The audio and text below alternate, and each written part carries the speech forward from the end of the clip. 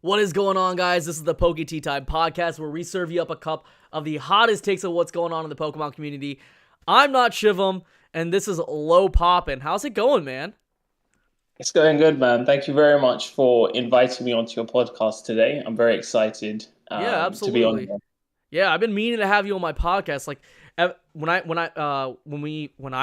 my former co-host and we first started this podcast, there was a long list of collectors and influential people that we wanted on the podcast, and you're definitely one of the people that met that list way before. So yourself, people like Mr. Fuji, like very hardcore collectors, and I've just been making our rounds now when it comes to influential people in the community, because you just never know who blows up and who pops off, and it's just always cool to see what people are doing next and who's changing up the game. So how's it going? How are things going there in the UK? How's the weather? The weather, if you ask anyone how the weather is in the UK, they'll probably say it's not very good. But Yeah. yeah, I mean, it's the weather's looking better. It's slowly kind of going into summer now, so hopefully, we will see more sunshine. But certainly, we really treasure sunshine in the UK. So I don't, depending on where you are in the US, you may always get sunshine, but over here we really treasure it. So that's Absolutely. kind of how it is down here. Yeah. I know a big event is about to come up in London, Pokemon Worlds. Are you headed towards that too? I definitely going to go. I'm really excited to go because I haven't actually been to any big Pokemon event before, and in the UK we don't have huge Collecticon events. We were just discussing this kind of a little bit earlier. We don't have Hmm. those kind of huge Collecticon events.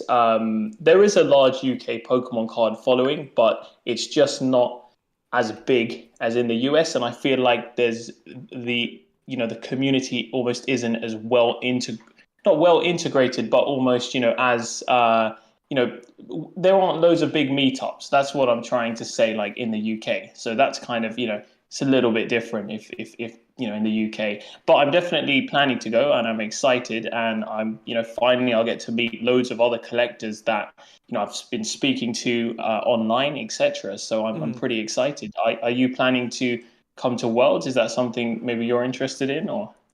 It's tough because like that weekend is literally the same weekend as Collecticon, and this is something that I was talking to Don Diego about, because Don Diego and for those guys who do not know, Pokey Chloe and Don Diego had just recently got together, and they were talking about whether or not if I was gonna go, and I don't know. It's really tough. I'm in a tough position because that's the same weekend as Collecticon in LA, and I actually have responsibilities and things that I have agreements with when it comes to Collecticon. Not anything contractual by any means, but in terms of being able to increase this brand that is Poke Tea Time, and being able to bring on different types of guests onto this podcast.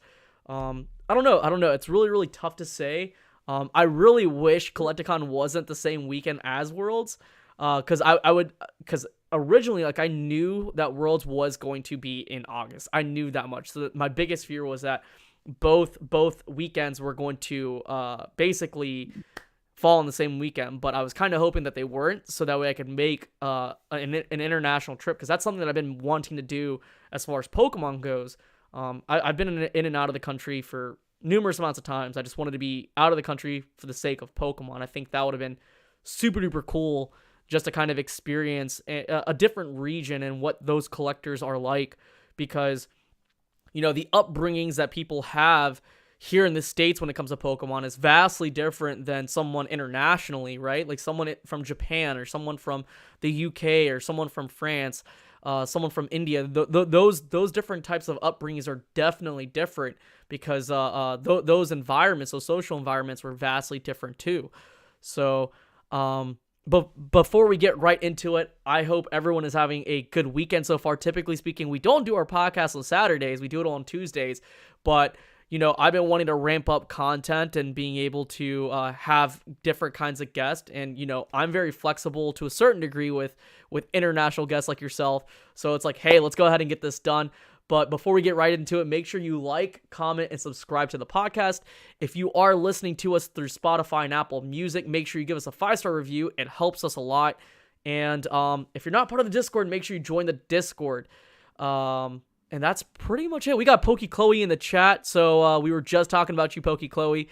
But before we get right into it, LowPopping, I want to give you the center of the stage and kind of tell us who you are, how you got into collecting, and just kind of give us a brief rundown or a long rundown. It doesn't matter. Feel free to brag about yourself because this is the time to do it.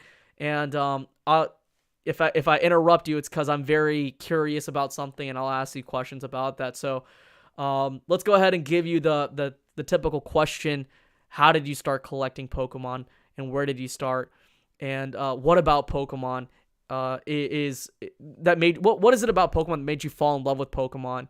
And what has kept that love alive today?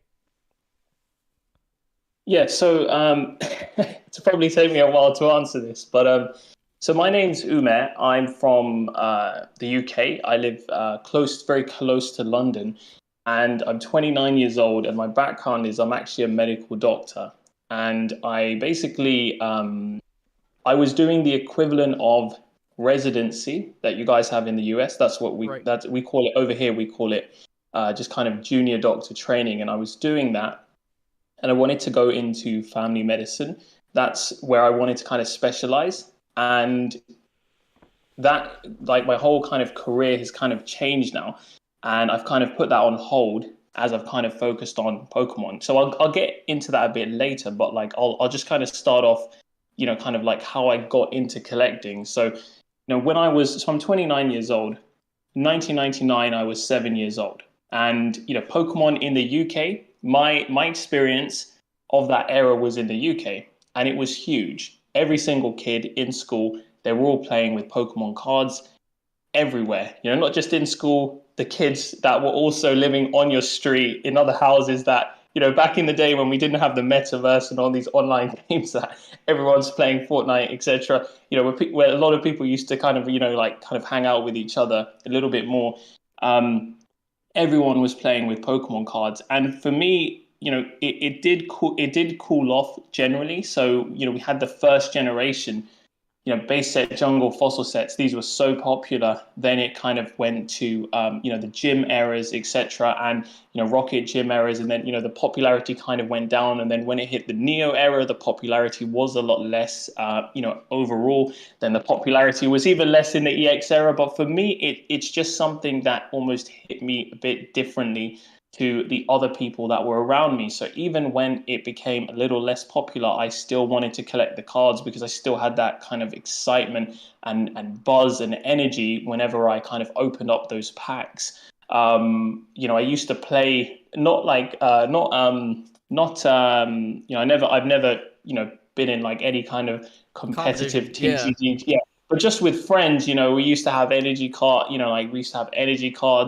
the different cards, and we used to play with them, and it was just a really, unique thing. And I think that with Pokemon, it was like there was nothing like it. There was just nothing like it. And then, Digimon came along, Yu-Gi-Oh came along, but with Pokemon, it was just so unique. And I feel like it was and as we know today, it's the world's largest grossing media franchise, and Yep. it was like the first kind of digital monster that kind of franchise that took the world by storm, at least in our generation. And for me, I just liked it a little more than everyone else. So anyway, as kind of Pokemon became less popular, I did start to lose a little bit of interest when I was a kid. And I kind of, I treasured all my cards. I kept all my cards, had my binders, etc. Had loads of uncommons, commons, and stuff like, cards like that. And I used to have them in just in bulk. I didn't, they weren't in binders, and I put them away. I got a little bit older, and then the third generation came along, EX era. But I was playing every single game. Every single game I played, I went from at least every main series game. Maybe I didn't play Pokemon Pinball or, but I mean like every single main series game. So, blue, red, yellow, gold, silver, Ruby, Sapphire, Emerald, etc. For all the main series, Generation 1 to 3 games, I was still playing them.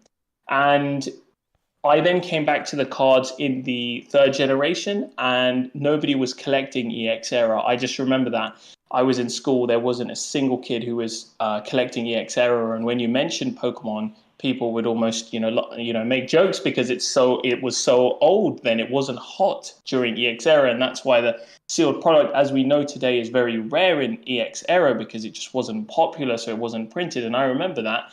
And when I was collecting those cards, there was literally one store in like maybe a 5 kilometer radius that at least I knew of from where I lived that still sold them. Just a small toy store. They weren't in any of the big stores we have in the UK during the EX era. Just one store, and I used to go there every weekend with my mom to go shopping. And whenever we didn't go specifically for the cards, but I'd always get excited. I'd always go and get those cards, open it up. And I still remember in that shopping mall, Wood Green shopping mall, for those people who are in in London or know where that is. It was Wood Green, and there was a small toy store on the second floor, and I still remember pulling that Charizard EX straight from the pack and not even knowing how good it was or what it was, and my brother was just like, "Oh wow, that's the Charizard EX," and I still remember that, and it was just such a great experience.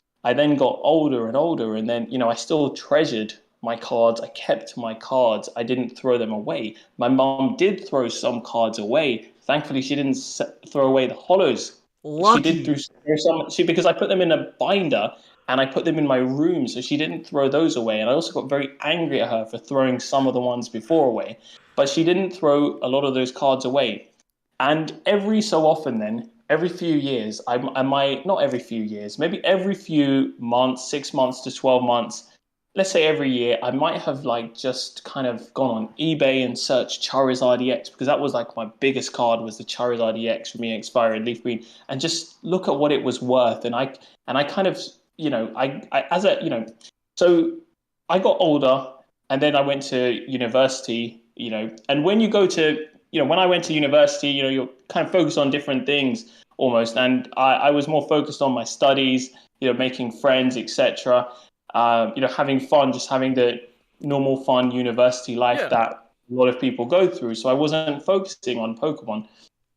And it wasn't until actually, so all of these experiences were, maybe pre 2007 that I had with Pokemon, and it wasn't until 2020 that I came back in. So we're only talking 2 years. I've jumped back into Pokemon, and actually, it was a time where I actually had an injury, so I had to take some time off work to rehab, and I was just bored with my time. So this was the beginning of 2020, and I didn't want to waste my time. I wanted to use it productively. Okay, if I'm not Absolutely. working, I'm not, I still want to do something, whether that's read, learn, educate myself, just do something productive, because time is limit time is limited, So I want to make the most of the time I have. So and then I started to look at my Pokemon collection, and I started to do a bit of research into it. This was very early 2020. I looked at my cards, I learned a bit more, I learned about PSA, and I then looked on eBay, and I could see that, wait a minute, this Charizard EX that I have is now worth, I can see some of the grades, etc. They're selling for a few £100. And I still remember when this was £50. I remember that people had it listed at about £50 a long time ago, like maybe in 2007, or £50, 25, £50. I still remember that. And I was just thinking, well, um, it's gone up in value. And that's the first, I don't have like a really strong investing background. So so I didn't have a strong investment background. That's what I'll say. I didn't have at the time. I didn't have a strong. I Right. had some experience in real estate. Right. Okay. There was investing in real estate, but that's the only thing I knew about. I didn't. At the time, I wasn't so with it when it came to economics, finance, and these things. And because I have a medical background, I don't have a finance background. Right. So I know how much property goes up in value. For example, that's the only thing I knew about. But I was used to properties appreciating maybe 5%, 6% a year. And when I saw that, well, this has gone up from £50 to, let's say, £500 over this time, I That's was a thinking, huge wow, gain. that's yeah. So just purely from the price difference, it that also sparked an interest as well to see how much it had gone up in value. So rather than selling my collection, or rather than I decided to look into it more, and then I realized there's a whole secondary market with Pokemon cards, and this was pre Logan Paul, pre Gary Vee, right before the boom, right at the beginning of 2020. And I spoke to my brother and I said, "Hey man, do you want to start collecting Pokemon cards? Do you want to get into it?" And it's also an investment, and this is what I was saying to my brother. It was also an investment. It's also so cool and so fun, and it's also our childhood. And then we decided to start putting some money into Pokemon cards. And when we started, we wanted to get complete. At the time, our goal was to complete all of WotC in first edition PSA 10, first gen at least, first gen. Mhm. But that goal, is very, very hard nowadays to do that. But at the Yeah. time, the Charizard was $40,000. And, whilst that is a lot of money, it's really not a lot of money compared to what it is today. So once you start looking at the $400,000 $420,000 recent sale, this kind of money is really difficult for anyone to acquire, especially if Yeah. somebody's working a normal career to gain access to that kind of money I at mean, four hundred. just to give you an idea, where I live in the States, I tell people I live in the boonies, so like in the country, but it's not really the country. Like I live in an area where, that was deeply impacted by not countries, companies moving overseas. So it left like a huge void and vacuum. So just to give you an idea, the city that's literally, it's not really a city, but they're considered a city. That's 5 minutes away from me. The median salary, the average salary, is $23,000 a year. And then for the actual county, which is where I live, the median salary is $43,000 a year. So teachers don't even make a whole lot, and just like for a card like that, for something like that, that sells for $420,000, that's life changing. Like that's Oh yeah. multi generational type of wealth, depending on how you use it. It's definitely impactful. So I just wanted to kind of add that in there. Yeah. So you could have somebody who has earns an average salary, and let's say they really were good at saving their money, whether they lived at home, they lived with their parents, or they were really good, or they had a side hustle, made a little bit more. People can save some money, and you Yeah. can have somebody who can save, somebody on a regular income who can save multiple thousands a year. So you could have 40,000, because a lot of people save that kind of money for a house deposit. A lot of people will have that kind of money and put that into a house. So if you had a really hardcore Pokemon fan 2 years ago, they could have almost put their, even if they were, if somebody was just having a regular job with a regular pay, they could have saved up money over quite a while and pushed that $40,000 and got that Charizard. But then when you talk about $400,000, that's a whole new animal. That's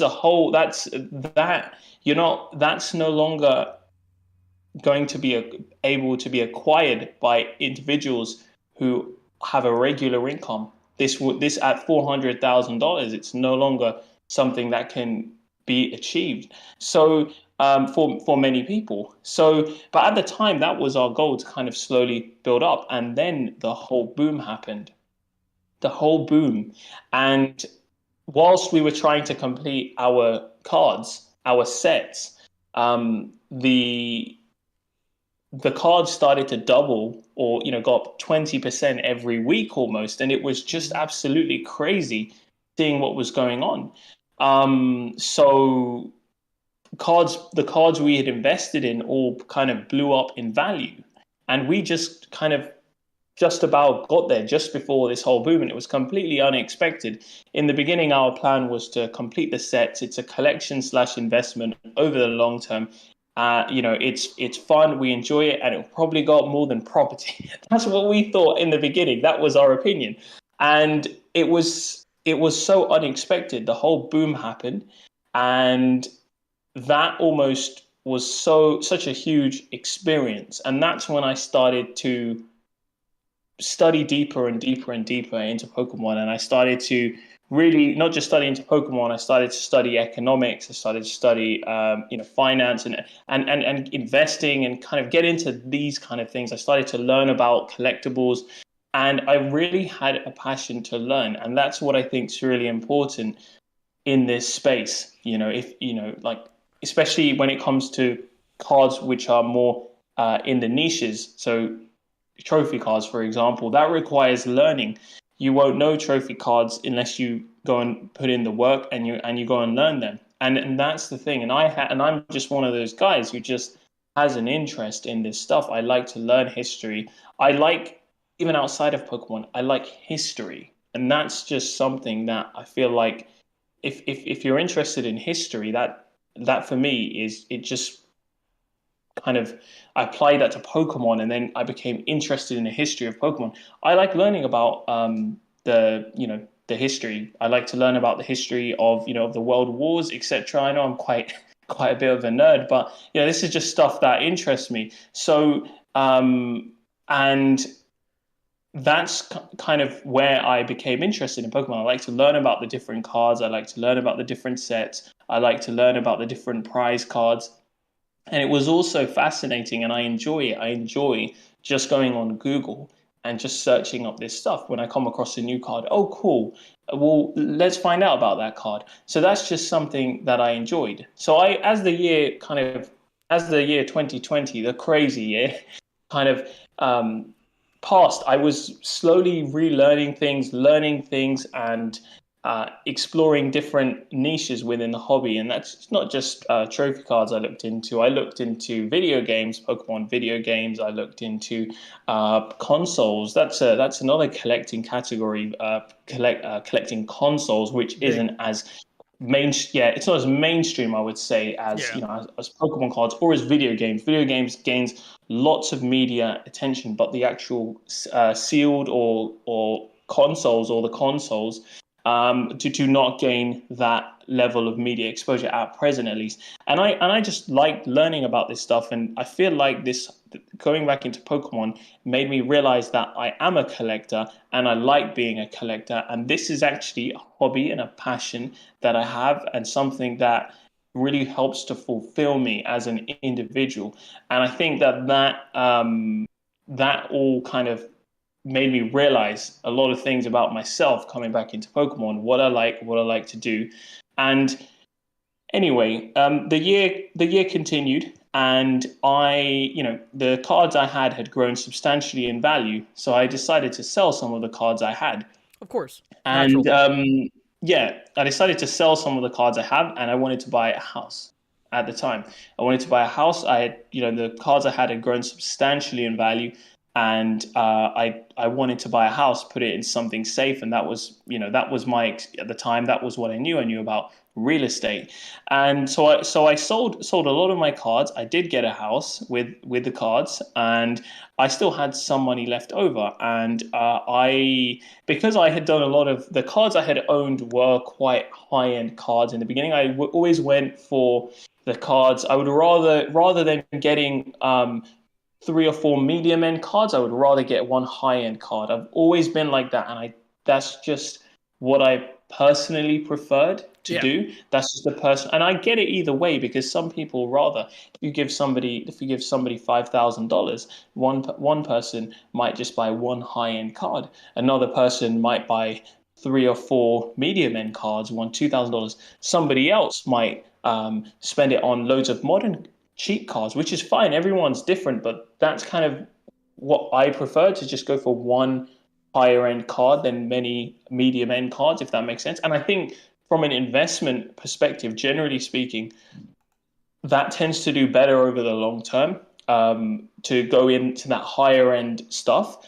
I just want to say, nothing I'm saying is investment or financial advice. I just Of have to course, of give course. that It's just you're give talking that about your disclaimer. specific experience. Yeah. yeah. This is all my opinion, but Yeah. that is what I preferred as a collector, and that's also what I believe tends to do better from the investment stance over the especially during the times when the market gets weaker.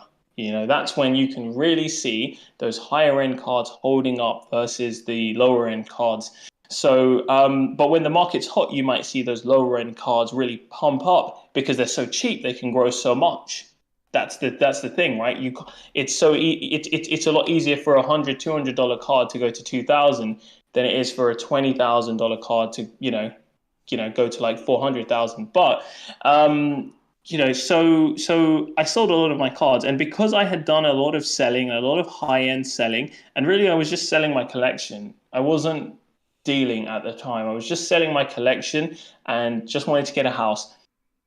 And because I had done that a lot, some people I had, you end up building once you start buying and selling specifically high end cards, you end up, or not just specific to high end cards. Once you start buying and selling, you start to build up a network of people. Other people might approach you saying, "Hey, would you like to buy my stuff?" Or, "Hey, would you like to sell my stuff? Can I consign it to you, etc." And it became a thing where I started to buy cards and then sell them, and this was It in became a business. 2021. It Yeah. became a business. Yeah, yeah. It wasn't a business at start. It was really a collection. It was really the aim was to just collect/invest over the long term, enjoy the hobby, have fun, appreciate the cards, and just enjoy a different experience in life. And it all changed when the boom happened, and I did make life changing money, and I did sell out a very large portion of my collection at the time to get a house, and then it ended up becoming a business, and I was working as well. I was doing my medical work at the time, and I was also doing this, and then I realized I had no time to do anything. I was just always working, Right. and I had to make a decision at some point myself. What do I want to do? And it came a point where and because of my career, I'm able to fortunately, I'm able to jump back into my career if I wanted to quite easily. It's not that difficult. I can just kind of restart some training, etc. Hmm. So I knew I had that option there to easily jump back into my career. And that is definitely I'm fortunate for that, and that's definitely what enabled me to say to myself, let me just go and do this full time for a while, because So I you're know full if time. You're full time full Pokemon. time Wow. yeah, and my brother's now full time. He's left his job in the That's last cool. two That's months. cool. You're Yeah, so that is the dream, Well, to me yeah, that is the dream. Yeah. yeah. To me, it's the dream, and this decision was quite a while ago, more than many more than probably more than I can't remember exactly when, but maybe more than 4 or 5 months, more than 6 months. It's been such a I'll have to look back. When you get so busy, you forget exact dates. So it's been a while, and then I started this. I didn't start this business. I continued this business of where I bought and sold Pokemon cards. And specifically, I focus on the more high end cards. That was what my niche was within this space. I was buying and selling more high end cards. So at the moment, everything I'm selling, well, nearly everything I'm selling is at least $300, and it goes upwards into thousands, tens of thousands, and more potentially. So that's kind of what happened. And then as I was doing it full time, allocating all my time to it, I was just growing very, very fast. And again, it came to a point where I realized that myself alone doing this business is not enough, and I need help. And I spoke with my brother. My brother's was watching me the whole time and really wanted to leave his job and join me. He really wanted to, and I was just saying, just wait. We'll wait until the right moment. And then the right moment was 2 months ago. And then now we're in the same situation where we're both flat out. and we need more people, and we're looking at getting someone else in right now. So the business has been growing a lot, and it's specifically buying and selling high end Pokemon product. That's what I do, and it's been quite a journey, quite a crazy experience, life changing experience over the last 1 to 2 years, really. And you never expect it. Sometimes things happen when you just don't expect them to happen, and that's certainly what I believe has happened here. And I love it because I'm doing something I really enjoy. When somebody sends me says, "Hey, do you want to buy this collection?" I'll go and research it if I don't know about it. Somebody reached out recently asking if I wanted to buy Dragon Ball Super stuff, and I said sure. I didn't know anything about Dragon Ball Super. I went and watched a little bit of the anime as part of my work. work. I went Nice. and started to watch part of the anime just to familiarize myself with who Goku was. Now I know who Goku is. I also wasn't into Yu-Gi-Oh, and I didn't know who Yugi was, etc. I knew of the Blue Eyes White Dragon, and if you kind of get in this business, you end up learning more and more, and it's just so cool, and it's such a great opportunity, which I'm very thankful for. Are So you this uh is are you finding that same level of like passion and fulfillment across these different TCGs? Like because of where you're so relatively new to, let's say, Dragon Ball or Yu-Gi-Oh, are you enjoying those anime similarly to or is it bringing that level of feeling that Pokemon brought to you as a child?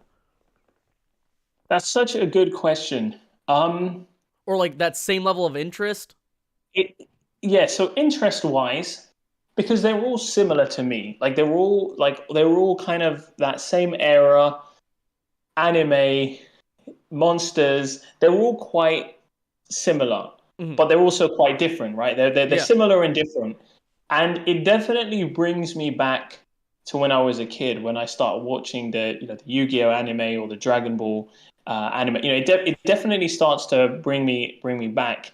But there is nothing like Pokemon for me personally, because that was just my childhood, and somebody who's had a different experience to me. There could be somebody who really wasn't into Pokemon, but they were really into Dragon Ball Super. To them, watching those Dragon Ball Super, the Dragon Ball Super was released later, but to Yeah. watch the older Dragon Ball Z episodes, etc., that is probably, that may be what really brings them back to their childhood. But for me, So you what feed really off of brings other people's passion, and on top of that you feed off of you can really relate to other people's hobby and passions when it comes to card collecting, because card collecting is just so similar across the board. Like I could go and see someone who is collecting sports cards, and even though I don't know much about the current landscape of sports, they might not know anything about Pokemon. I can sort of relate because it's like, hey, we both collect cards, so like I could totally see why that level of interest is there. But you take it to another level where it's like, hey, I'm going to see why there's hype involved with this, why there's tremendous amount of interest behind this, and that's pretty cool. Yeah, I mean, look, I take interest into a lot of things, and like I said, I like it. All comes down to, for me, the way I see it is, I like history, I like to study, I like to learn, and I really so Pokemon. I didn't need to learn anything about Gen 1 to 3, because that Yeah, was like what I knew so well. Okay, I probably needed to learn some sets and things like that. of I course. didn't collect the Neo cards, but as far as the Pokemon went, I played every single game non-stop Yeah. until I think Diamond and Pearl was I started to play them, but I don't think I finished Diamond and Pearl. But certainly until Emerald, I was really into it. So for me, my experience is mostly my childhood experience is Pokemon, and that's where I'll personally relate to. But I can still take an interest and go back and study another hobby and also enjoy it. I can also do that, and that's quite unique in that sense, because you're going back in time, you're looking at what happened, you're learning about it, and you're then looking at what's going on now. And I find the whole collectibles space really fascinating. And actually, I was just mentioning consoles. And so I've obviously played on Game Boys when I was a kid, etc. But well, I was actually I was using the emulator. I don't know if you know about them. Dude, they're so fun. They're so fun. I mean, like how Yeah, I like was playing. any like I so like similarly, I played the video games all the way up to all the way up to Diamond and Pearl. I didn't play Platinum, but I played Diamond and Pearl, finished it. I stopped because that's when I first got into college. That's when Black and White first came out, and so I'm only 27, so you're only 2 years older than me. But that's when things kind of stopped. So like when I was in college, I remember bringing my Game Boy Color. I still had my Game Boy Color at that time. I had silver version. I had Yu-Gi-Oh! Dark Duel Stories, and I had blue version as well. I unfortunately had to sell it because I needed to pay. Sadly, I had to pay for some utilities, and I didn't. At that time I was working. I was doing stuff on my own, but that's I can relate in that fashion, and so I remember getting an emulator on my phone or emulator on my computer and my MacBook at that time. And so it's like, man, I remember doing that because it's like, dang, I want to play That's these games again. I didn't have a physical Game Boy, and I was using an emulator when I was a kid, and I remember doing that, and that's how I was playing all the games, Oh, okay. which was so fun. So I didn't have a Game Boy, I didn't have a Game Boy Advance, and I didn't have a Nintendo DS, and I just remember I was using the emulators at the time when I was a kid, and but I still had that. I couldn't. You can't evolve Kadabra on an emulator. You can't You evolve can't. some of those. Some of those Pokemon you need to trade them, right? So Yeah. I can never get Gengar or Gengar Alakazam. Same. There was a few Pokemon that I couldn't get. So I was I just had playing the the emulator. consoles, but where I lived at that time, because like you said before, like a lot of people kind of grew out of Pokemon, and for me, that's kind of the same thing. Even though I played the video games all the way up till probably towards the end of high school, even if I had a Game Boy Color or a Nintendo DS or a GameCube or anything of the sort, I was never able to trade with people. That was one thing that I was never Yeah, able to do. So I never had the Gengar, I never had Alakazam, yeah, I never had any of these cool Pokemon, and so like yeah, I missed out on that part as a kid. yeah. But I it's did. cool. It's cool today because like Diamond, I think Diamond and Pearl and Platinum, I think you were able to trade using Wi-Fi. Legend Arceus you can trade too. So like there's a lot. Things have changed drastically for the better. But yeah, that's pretty cool. So like you can carry on. Sorry for interrupting you. That's all good. Yeah. So yeah, I was I really played all the games, but then black and white is not something I grew up with. Yeah. I've had to go back and study black and white. I've had to go back and study. So Heart Gold, Soul Silver. Okay, I mean it's gold and silver kind of remade, right? So I mean, I guess if you know gold and silver, that would really help you during that era. But of course, those cards are different in Heart Gold, Soul Silver era. The black and white cards are all different. XY, Sun and Moon, Sword and Shield, all this stuff I didn't grow up with.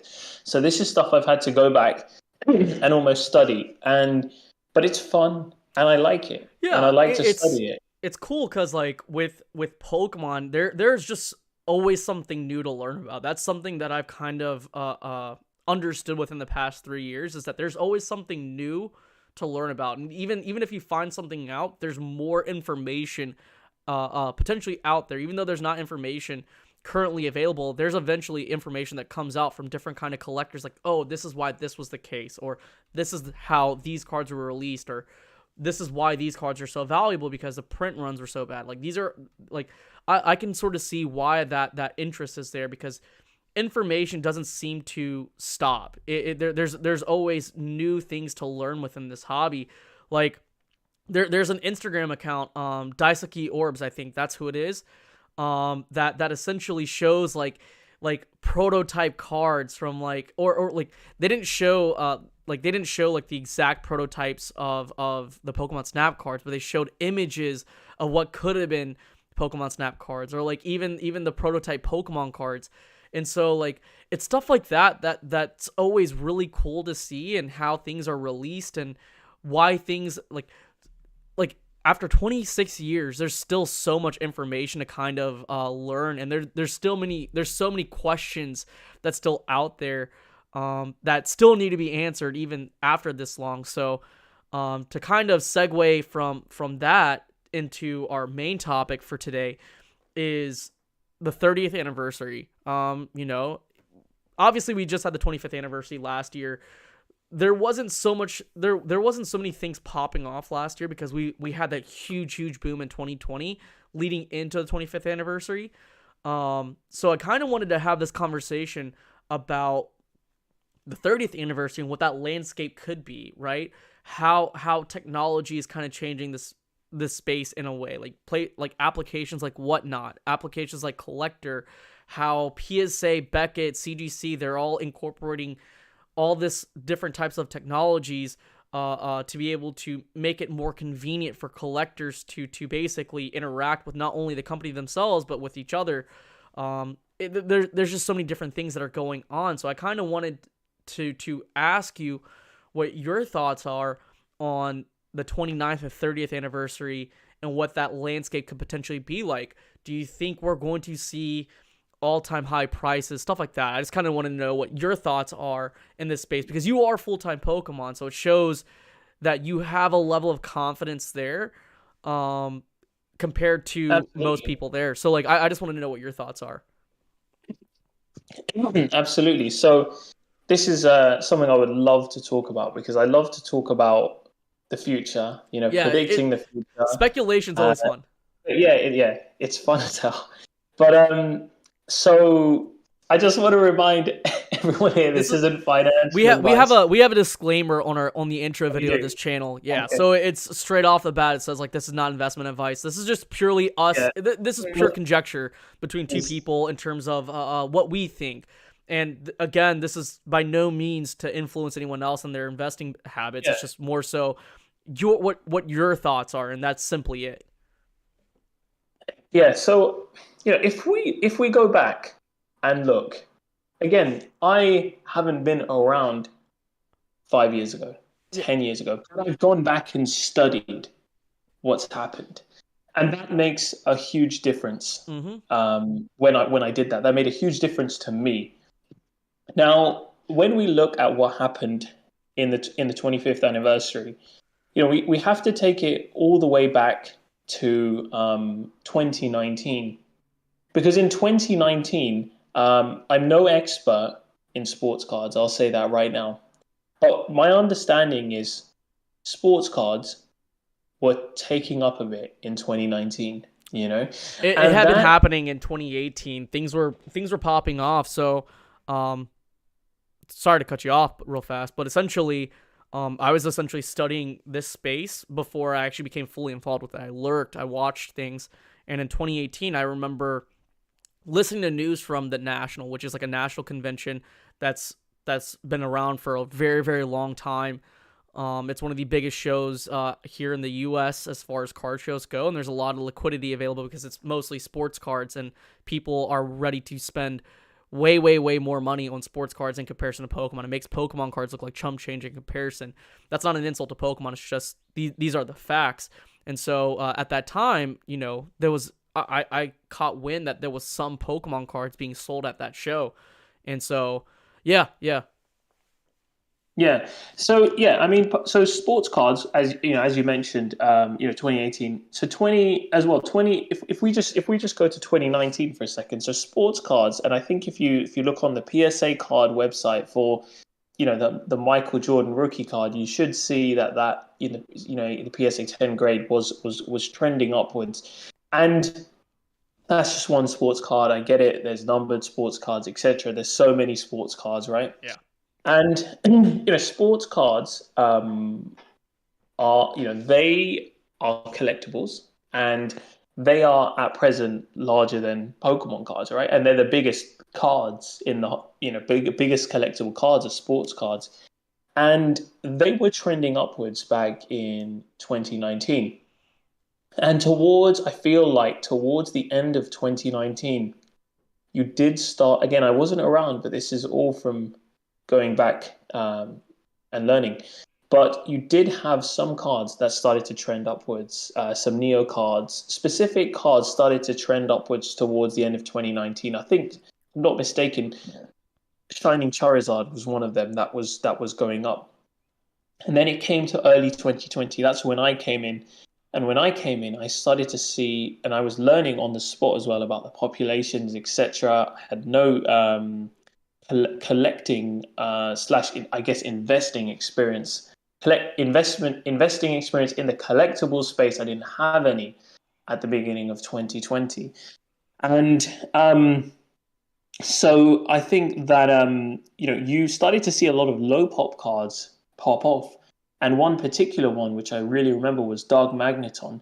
Dark Magneton from Team Rocket, first edition Super low PSA pop. 10. Yeah, like 40. Right now it must be maybe 50 or 51, somewhere around there. But at the time, I recall it was 44 or 46, and this was really low, and it still is really low because it's hard to grade. Mm-hmm. And this out of nowhere pop it had last sold at around $500, and out of nowhere it went to maybe $2,500. And I remember thinking, now that at the time I was like, that must be fake, that can't be real. That's what I thought at the time when I was new to the hobby. And then I started to see other low pop cards start to pop off, and jump drastically in value. And other ones Right. included Blaine's Moltres from Gym Heroes. That's the lowest pop Gym Heroes in first edition PSA 10. And this is what started to happen right at the beginning. And then slowly, a lot of cards started to grow in value. And then PSA 9s, which was sitting so cheap for so many Watsy hollows, grew a lot in value because they were so cheap. And it kind of rubbed off onto everything in 2020. So we saw the sports cards were trending upwards. We saw Pokemon cards were started to trend upwards towards the end of 2019. Then we started to see more and more Pokemon cards start to trend upwards early 2020. Mm-hmm. Then we saw COVID happen. So in March 2020, that's when COVID happened. And at this time, many cards were still very affordable. Some had become quite expensive. There was a time where Yeah. trainers had popped off. I'm not talking about full art modern trainers. I'm talking about the gym trainers Uh-huh. in first edition. There was a time There when were Brock, cards at that time going. I just remember because I had a fairly sizable collection at that time in terms of first edition cards, because you could buy raw cards in 2019, raw high end cards at near mint condition off of Troll and Toad or eBay. You could literally cherry pick it. If it's a near mint, it was legitimately near mint or higher. And I remember once like COVID hit, I remember seeing Neo Genesis Lugia literally doubling and then tripling, and then there were cards that literally went 5x, and it was just a crazy time at that time.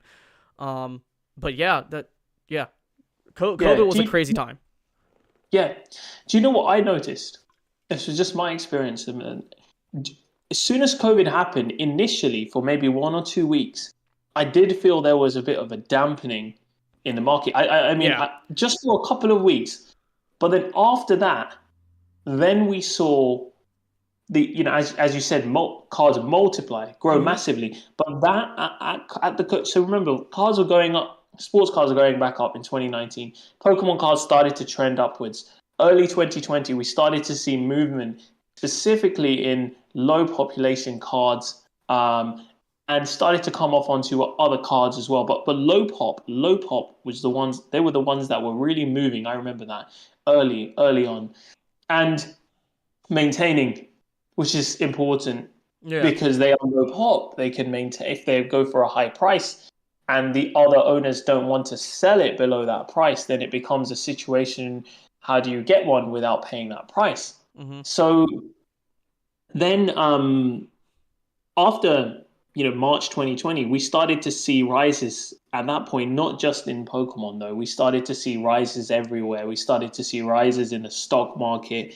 We started to see rises in other collectibles as well. So there were just rises all across the board because Mm-hmm. that was another push. I feel like that was another push to push all these cards up, but they were already going up. They were already going up before COVID, before that stimulus, I guess, if you want to call it a stimulus in the market. But Anyway, as the year went on, it was just crazy in 2020. You know, things were just consistently going up, and it started to go through all the sets. You know, and that's when a few months in, we saw Gary V come in. Gary V came in, I think maybe June 2020, something like that. He No, came in. he was actually Gary V was actually very prominent talking about Pokemon cards and talking about being like I think at that time he was making it very very public that he was showing like actual Instagram pictures of Pokemon cards, but he was actually on his podcast and even on a lot of his YouTube videos he was talking about Pokemon.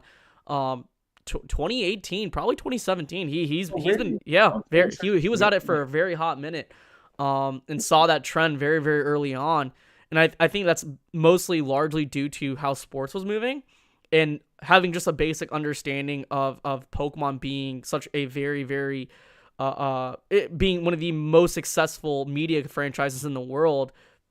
It's a very very low at that time was a very undervalued IP in terms of card collecting. And when you look at overall populations across the board for sports cards, they're a lot larger in comparison to Pokemon. So like, I think you connect two and two together at that point. But yeah, he made his first public Instagram post with Pokemon cards in it back in 2020. He Gary Vee is a genius and a visionary, I would say. You know, he's you know, yes, opinions are mixed, but you know, he's I do feel like he sees things before very early on. You know, he does see things very very early on, and you know, so he went okay, so he made it quite publicly prominent, maybe kind of mid 2020, but that I believe also was also a push in the market as well. Once he starts to make it very public, he has a following, etc., and then you know that kind of you know will you know increase the interest in the hobby. Any big celebrity who posts pictures of cards or says I'm involved in cards is essentially going to increase interest in the hobby. Yeah, it's a lot of exposure coming in. Yeah, it's just exposure, you know, marketing or exposure. Then Logan Paul came in. You know, Mr. Logan Paul, he came in. Maybe I know October 2020 was the absolute peak. Just going back, I think maybe he came in a little bit earlier, maybe September, somewhere around there.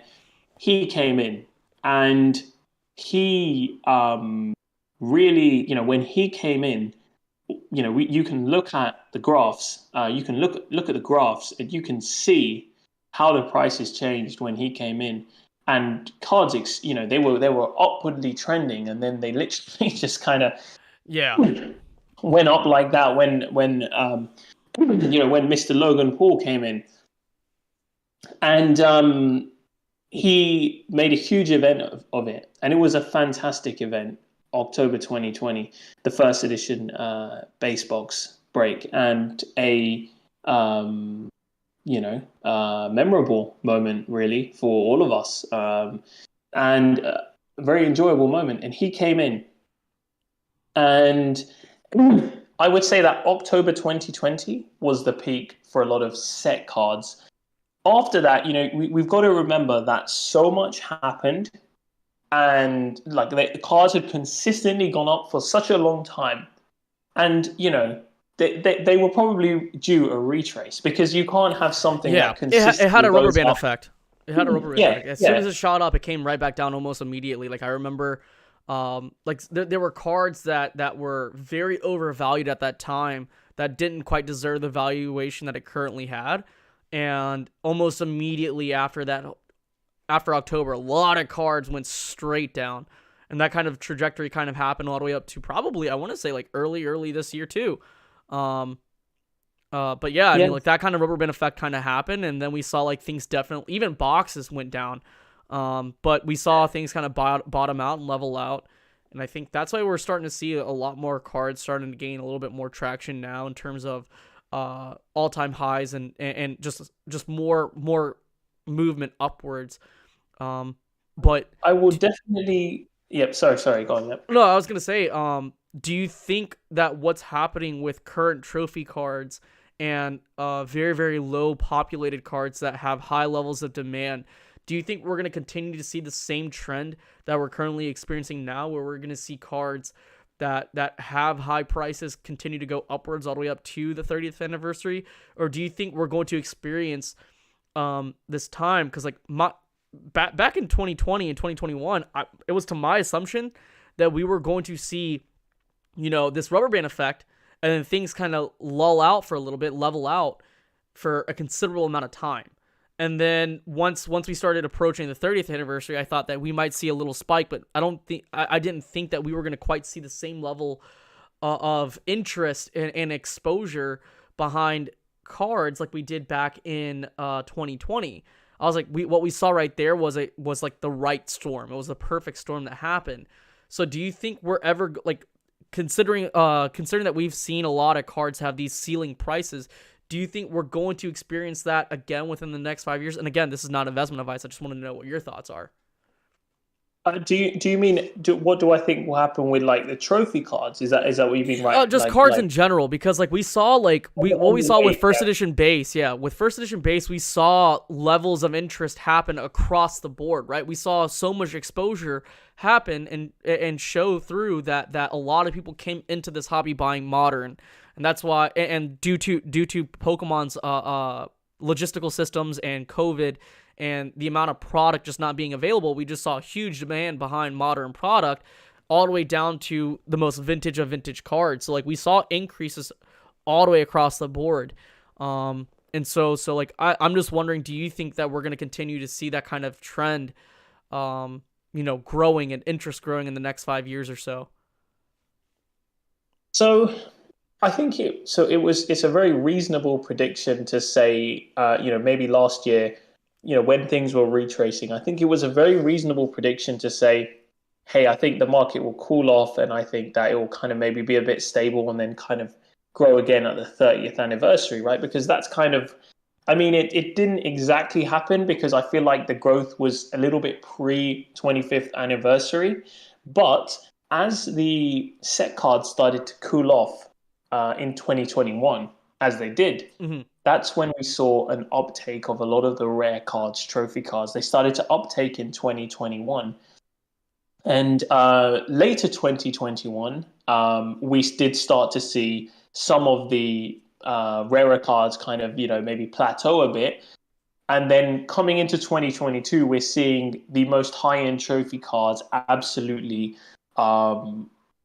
smash records entirely. We've never seen anything like this in this hobby. $5.2 million sell on the Pikachu Illustrator PSA 10. Do you think that's overvalued, or do you think that's a correct valuation based on that? Like, I know obviously there's not many people out in the world that can afford $1 million cards out there, right? Like, I'm just wondering, do you think that was an overvaluation? Or do you think that valuation behind that particular card is justified? Do you think, like, I had Pokemon Radar on the podcast, I believe a couple of weeks ago, and I think we kind of came to an agreement that the Pikachu 97 card should be worth way more than the Pikachu Illustrator card. Granted, the Pikachu Illustrator card is kind of like the staple of the hobby, and it has the most exposure, but in terms of rarity and considering the current movement of Pokemon cards, I think specifically around trophy cards, I think a lot of people have including myself. Well, I've had a growing interest behind trophy cards for quite some time now, but I think more and more people are becoming more exposed to trophy cards, and I think that we're seeing much more demand behind it. So I think, with that being said, I could definitely see the Pikachu 97 card being worth way more, but not right now maybe, but I just wanted to know what your thoughts are with just those two particular cards, and then kind of go back to what you were talking about before around trophy cards, having this huge resurgence in value in comparison to cards, high-end cards that just kind of plateaued off. Sure. So as somebody who does specifically deal in high-end and rare cards, including, very low pop cards and very high-end cards, what I will say is, when you go to something and there's something that's like a pop one, which is the PSA 10 Illustrator, and that is the best card in the hobby, widely considered the best. Of course, everyone can say, hey, I think this is my best card, right? But that's the most expensive card in, I would say, widely considered the best card in the hobby.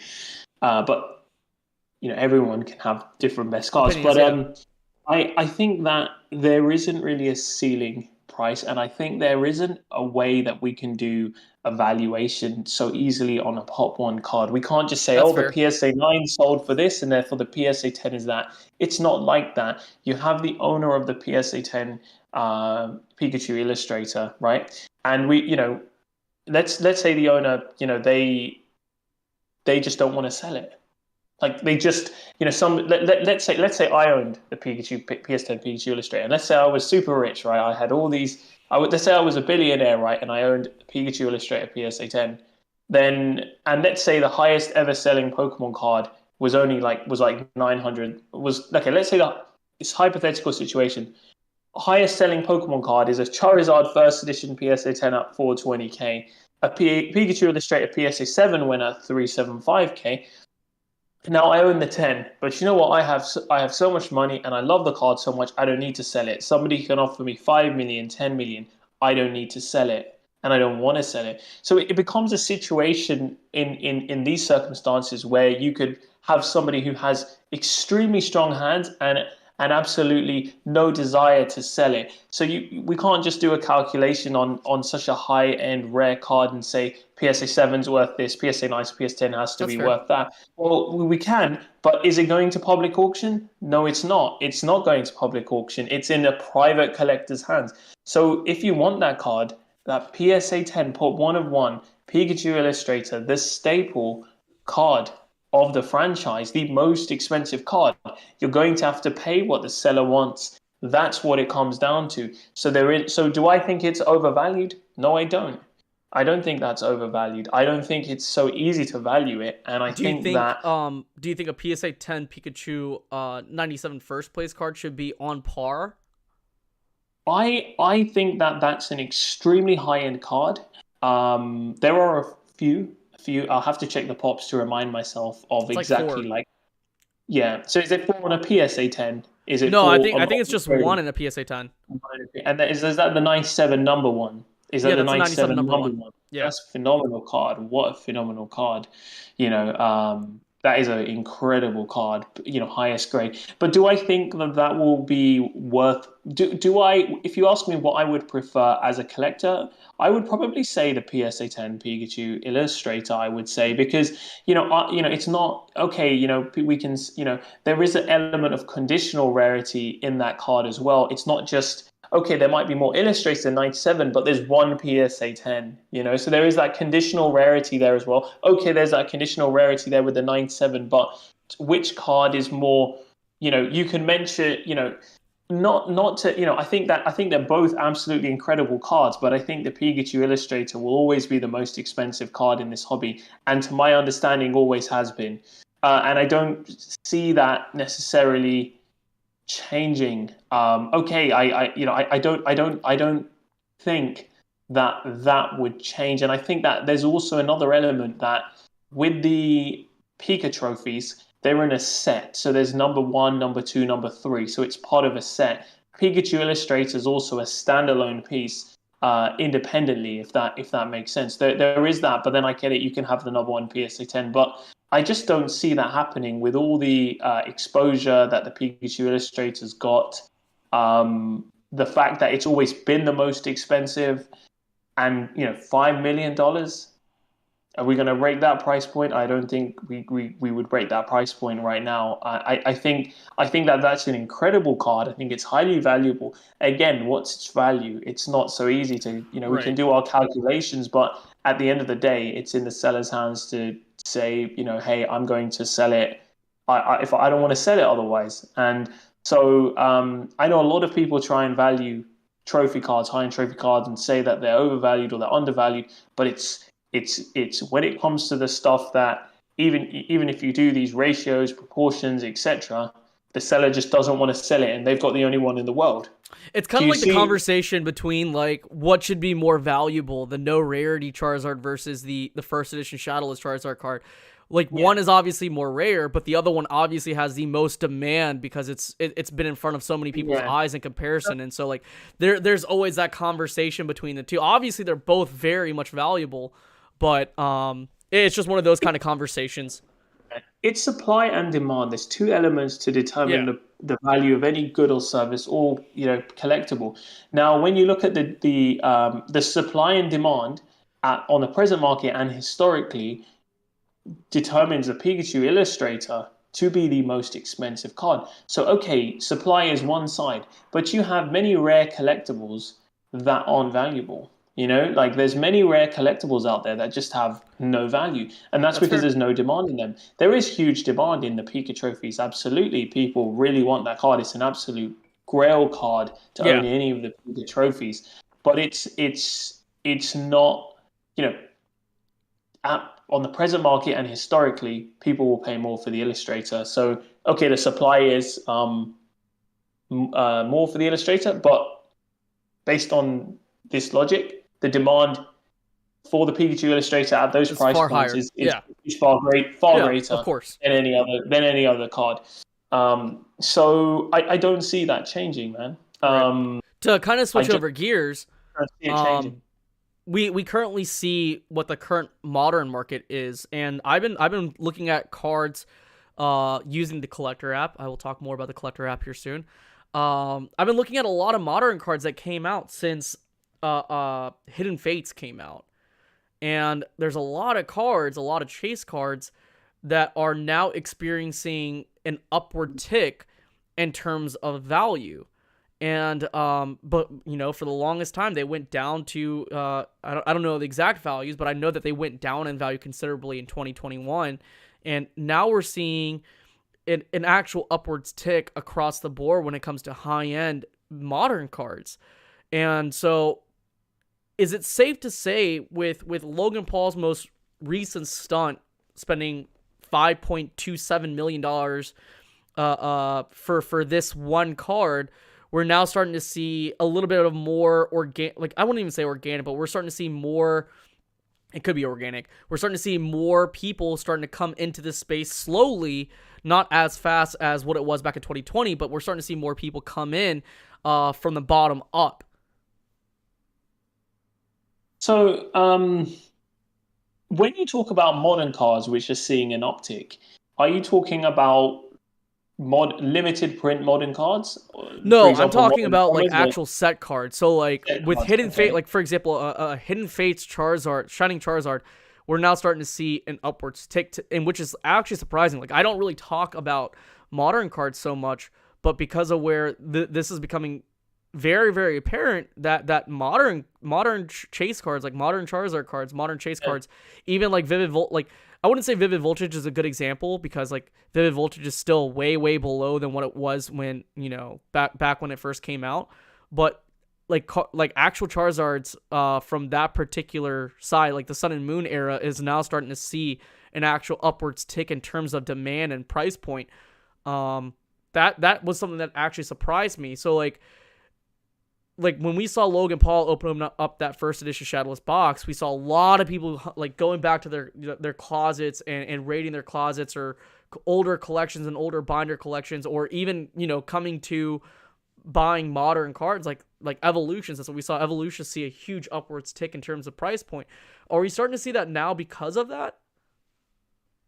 Um, I think that whilst Logan Paul is great for the hobby, in my opinion, Mm, I think that the hobby was growing independently and is yeah. continue and would be continuing to grow independently, and was already. Think about it. Before all this hype, before all these celebrities, why was a first edition PS10 based Charizard worth $40,000? I mean, it's gone up from nothing at one point. So at the end of the day, Pokemon cards were growing organically because the franchise, this is the world's largest grossing media franchise. As time goes on, as we're still very young. We're very young people. A lot of collectors are a lot older. We're very young. Collect in the collecting space. We're very young. Pokemon card collectors are so young, Mm-hmm. and as time goes on, usually what happens is people will start to collect stuff from their childhood.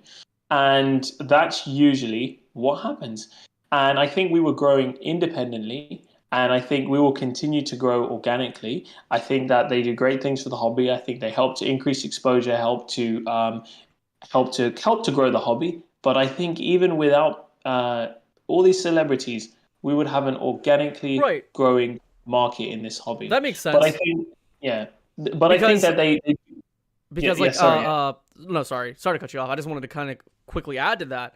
You know, as the silent generation and boomers kind of have all this money and all this liquidity, Yeah. there is a shift in wealth, and as millennials and Gen Z come into more and more money, later Gen Z, early millennials, and even middle age millennials, as they have more money available, more disposable income, um, like you said, they're wanting to spend more money back on things that they collected as children, or they might see things that you know, that impact their kids, because now you have parents who have kids that these parents probably not they probably didn't even get into Pokemon, but they see that their children are getting involved in Pokemon, and the more involved they get within their kids' hobbies, then they become invested in some sort of way, shape, or form. Because it's like, as an adult, like if you have kids, you kind of want to save as much money as possible, and in a way, you also want to teach your kids some level of financial responsibility.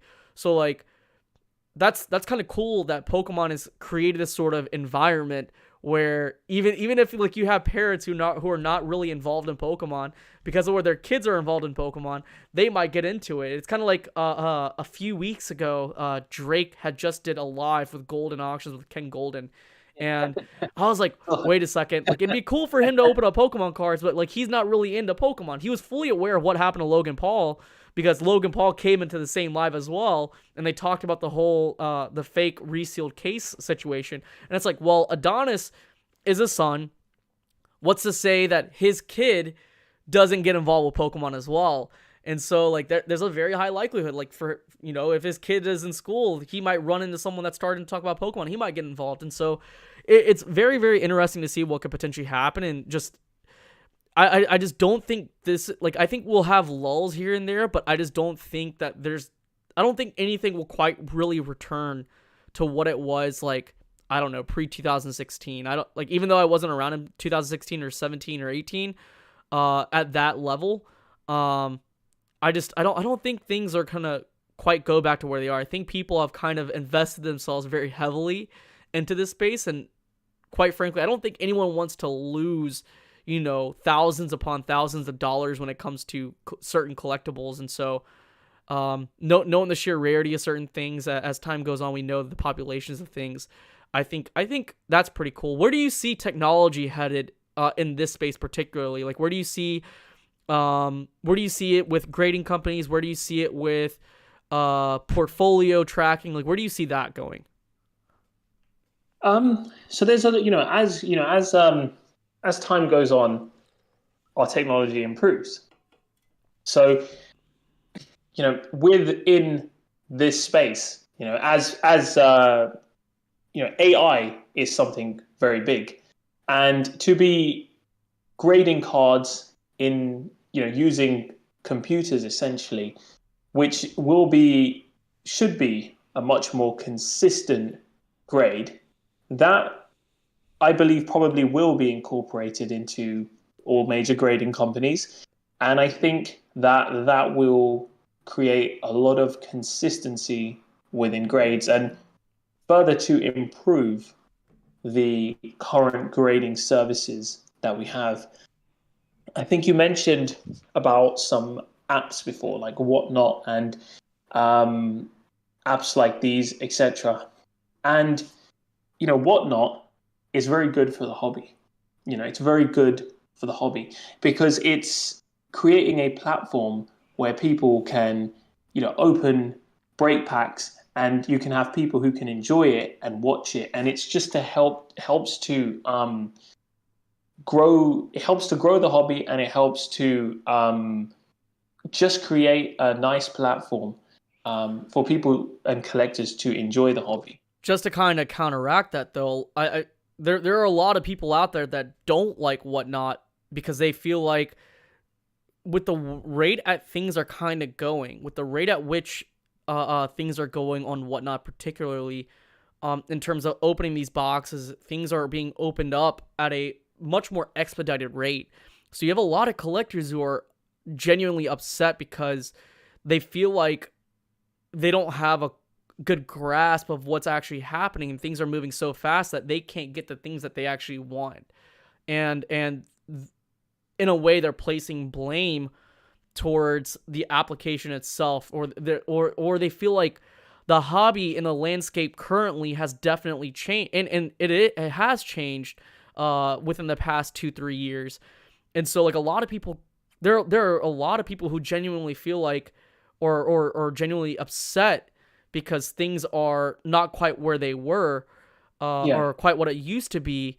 Like, what would you have to say about that? Because for me Yeah. personally, I can genuinely sympathize as to why they feel like that. But it's like one of those situations where it's like, where were you? What were you doing? Prior to this, right? Or why weren't you collecting these things beforehand? Or I don't know. There's so many different ways to kind of talk about this, but there's a lot of people. There's a good majority of people out there that don't like Whatnot for that exact reason. They feel like Whatnot has kind of made it more central around being able to make money versus the actual collecting aspect of it. Because again, even though Whatnot is a platform, there really is no way of there really is no, and this isn't a jab at Whatnot, there really isn't a community on that platform because you can't really interact with a person outside of the actual sale that's currently taking place. Look, I do see where some collectors are coming from when they say that, prices have gone up and I can't get what I want. Because I've had people say this to me, some of my friends, collectors, who are actually upset that the prices have gone up and they can't get what they want.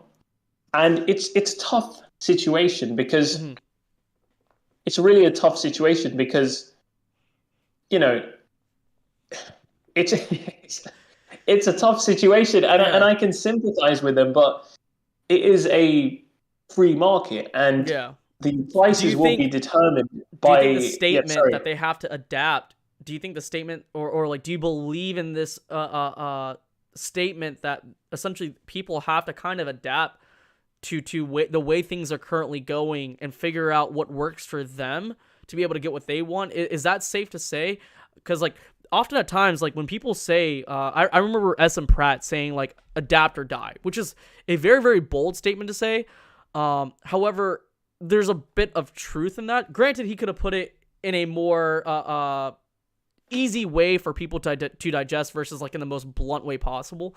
Um, a lot of people can't, quite frankly, collect how they used to, and so like either they can continue to do what they're currently doing and not be able to get what they want, or they would have to change things up to be able to get what they want. Do you think that's the most safest thing to say? Is that a safe, you know, a piece of judgment to say? Piece of, I don't know.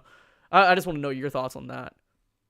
So look, everyone has their own budget Mm-hmm. within the hobby, and we shouldn't overextend ourselves to get Pokemon cards. That's something we shouldn't do. We shouldn't Yeah, overextend. live within your means. And yeah, and there are cards that are extremely expensive that a lot of us can't afford. And yes, I mean, in those circumstances, we do have a free market. Everything's determined by supply and demand. If the demand is so excessive that the price is so high and we can't afford it, well, hey, there's so many other options within this hobby. We don't always have to get the highest grades. The PSA 10 Charizard. You still have PSA 9 Charizard, which arguably some people might say that one looks nicer than that other, than the other one. But you still have beautiful options. You can get PSA 9 Charizard is stunning, a stunning card, a PSA 9 first edition, albeit And just that first edition. we're really getting to the point where like I mean, obviously the grading standards behind every company is a lot more strict now.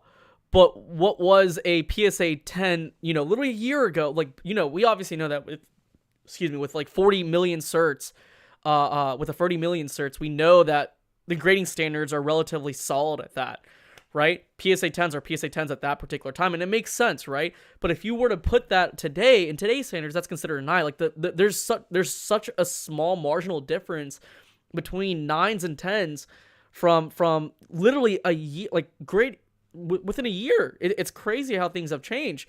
And so like a lot of people are actually going. It's either two types of people. Either I see people who are cracking even modern 9s to send back to grading to get that 10, or they're just perfectly, or a lot of people are taking advantage of the fact that 9s are so undervalued in comparison to 10s, because literally that 9 today, like a 60 million cert 9 today, would have been a 10 literally a year ago. So you have people who, it's both spectrums. There's no middle ground. There's some people are like, oh, super upset that they can't get a 10, so they crack it out and they send it back. Or you have people that are like, wow, this is so undervalued in comparison to the 10, so I'll buy that. It's really interesting. Yeah, I mean, so like I said, you can have a beautiful PSA 9 card, Yeah. stunning.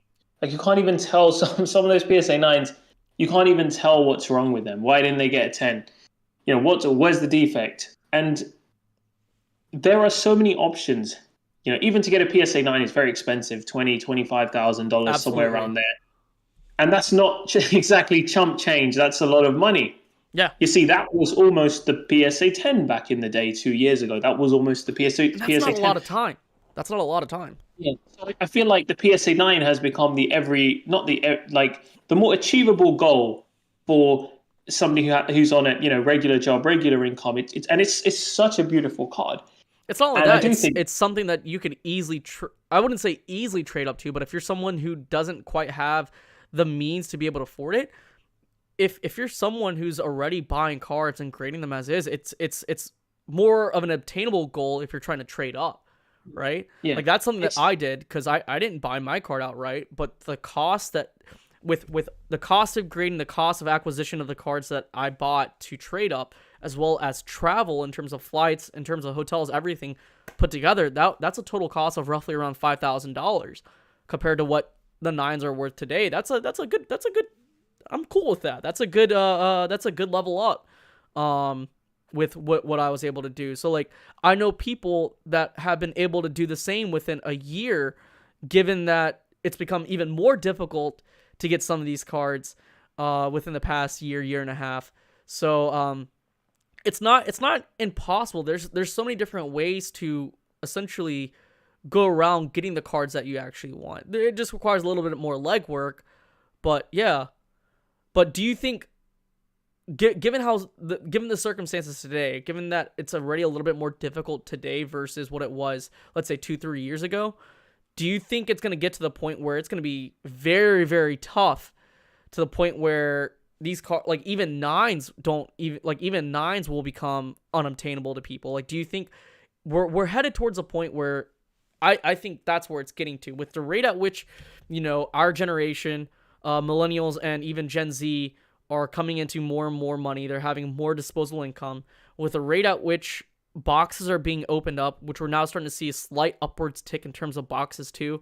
And with the rate at which we're seeing very, very affluent people buy a lot of these trophy cards, we're seeing so much more trophy cards on these auction blocks, like literally right now, that it's crazy. Like the Pikachu Snap contest card is up with the starting bid at $275,000. Is that correct? Yeah, that's crazy to me. So like we're starting to see more and more trophy cards hit these actual auction houses. It's becoming very, very apparent that these cards are going to see astronomical levels of price points, like to the point where I think we're going to start to see cards being compared or on par to sports cards here very soon. I mean, let's just take a look at the Honus Wagner. Again, I'm no expert in sports cards. Yeah, that is, by the way, guys, that is the most expensive card in the world. Yeah, so that's considered like there's a few holy grails for sports cards. They have the Mickey Mantle rookie card. Yeah. But the Honus Wagner, to my understanding, is considered the OG card. And a PSA 10 Pikachu Illustrator is selling for more than the lowest grades of the Honus Wagner, if I'm not mistaken. Yeah. So that's just something to consider now.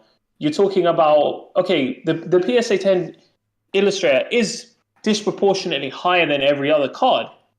but that doesn't mean it's not worth that. But that's now higher than the lowest grade Honus Wagner. We're now in that territory with the most expensive Pokemon card. which makes And it I think, which yeah, I sorry, think. yeah. Oh yeah, sorry. I just wanted to quickly add to that, which makes it even more of an opportunity to like. Obviously, there's a lot of people, who aren't really into Pokemon, who see Pokemon purely as a way to make means, as a way to make money, as a way to invest, and that's perfectly fine. So like with that being said, a lot of people a lot of affluent people who kind of miss the boat as far as sports cards go, they might be looking at what's happening right now with Pokemon as a Yes. means to make even more money Yeah. too.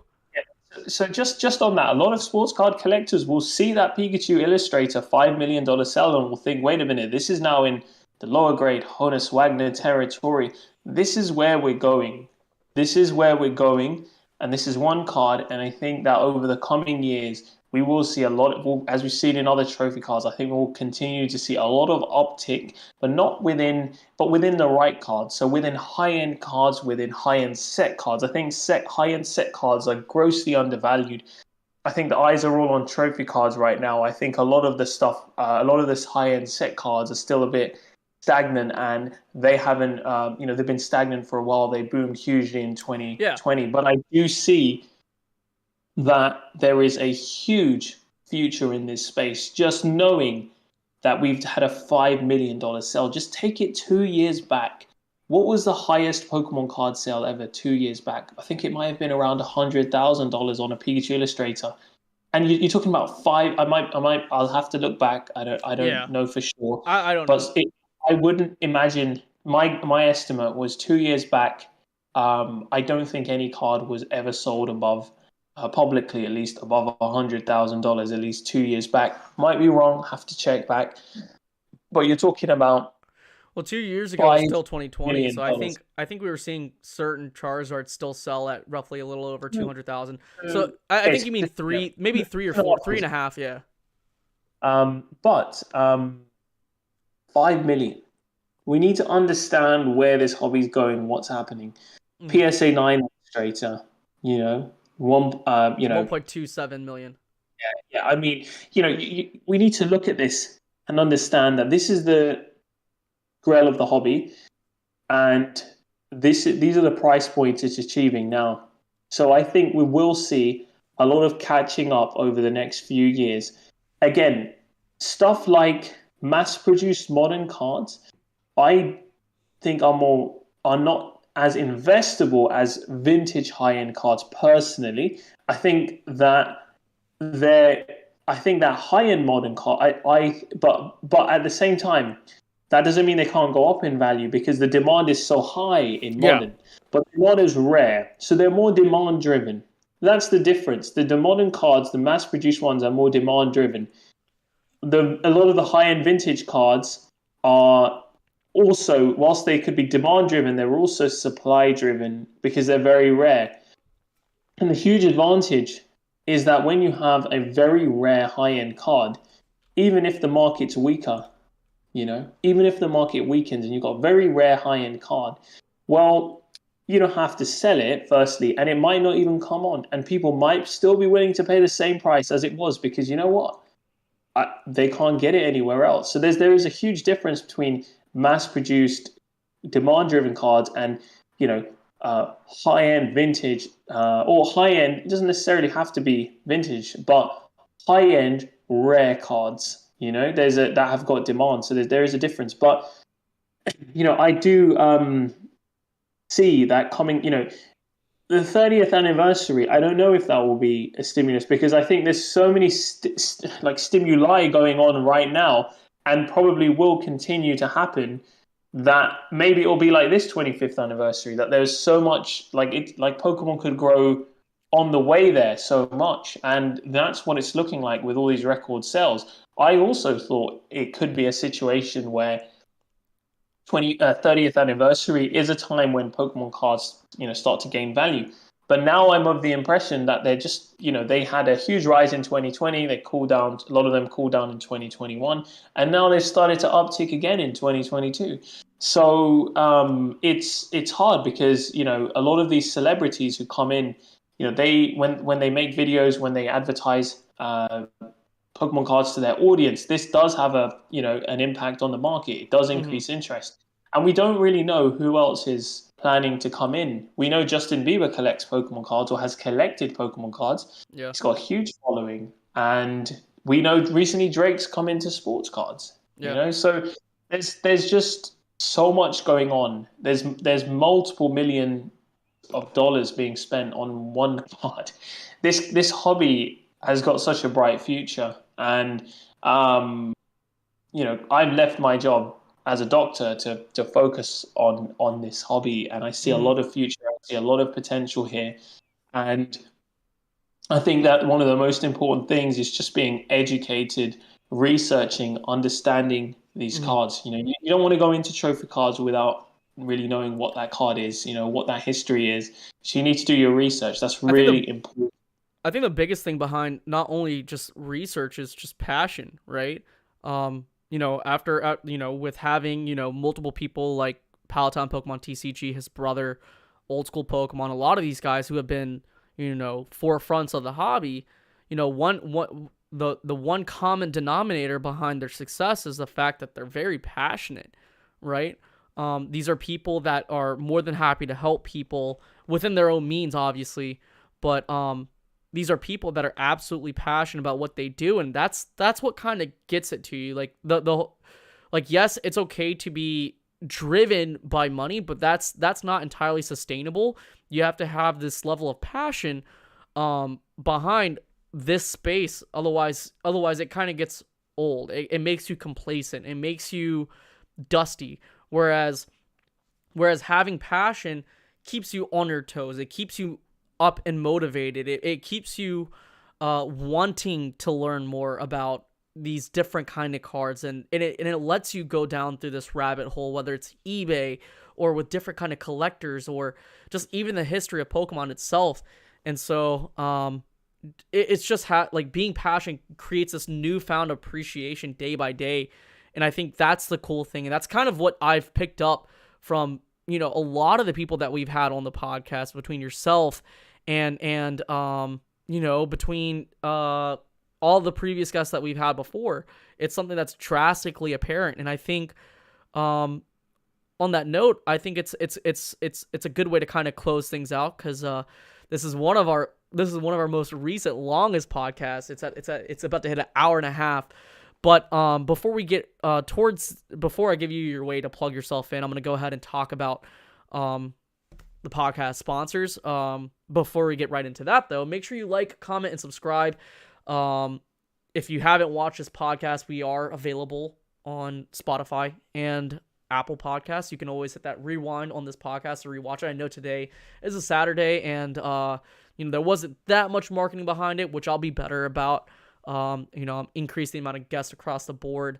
I believe we have Hadoken Nito coming onto the podcast, I believe, next Tuesday. So make sure you're watching for updates on my Instagram. But make sure you hit that like, comment, subscribe. Make sure you give us that 5-star rating on Apple and Spotify. And make sure you join the Discord. We are on there. I'm more than happy to communicate on there. That way I know which guests you want on the podcast. But to get into our sponsors, we have TCG Stadium. TCG Stadium is an online card shop based in Nashville. They are mostly selling Pokemon and Yu-Gi-Oh products, so definitely go on tcgstadium.com to check out their stock, check out their inventory, buy whatever you want. And then we have Ken Lee, the Pokemon Network. He is a one-man show. That guy pretty much has everything. If you want to buy any slab down to the most affordable slab or down to the most expensive slab, make sure you contact him at the Pokemon Network. He's also available on Facebook. He has his own Facebook page. Make sure you join it.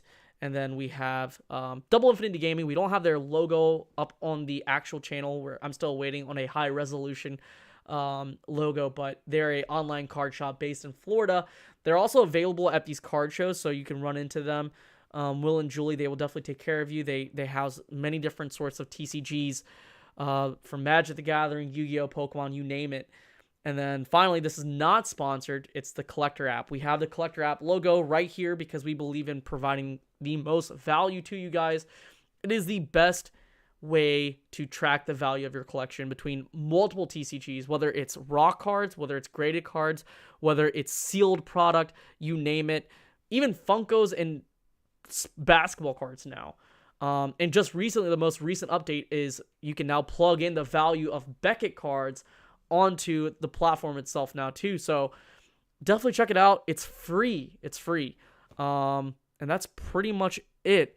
And to kind of close things out, Umair, am I pronouncing your name right, Umair? That's right, yeah. Umair, Yeah. go ahead and plug yourself in. Tell us something that you're working on. If you want to give us the alpha into any secret projects you're working on, or give us a hint on what you're working on, definitely let us know. And we'd love to see you on the podcast again. Yeah, so